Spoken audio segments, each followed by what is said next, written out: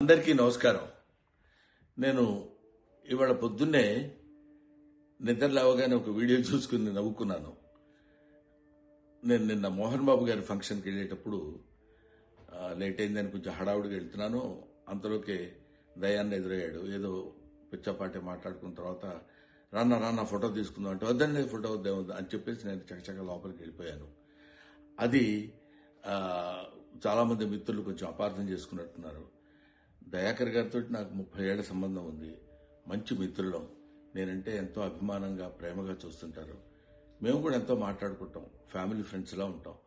అటువంటిది సరదాగా ఆయనతో నాకున్న చనువుతోటి నేను ఉండండి అని చెప్పేసి చేయిలా తోసి వెళ్ళిపోతే దాన్ని నేను ఆయన ఏదో కావాలని తోసినట్టు ఏదో ఒక రకమైనటువంటి మిస్అండర్స్టాండ్ తోటి మీడియా మిత్రులు అలాగే దాన్ని అపార్థం చేసుకున్నారు.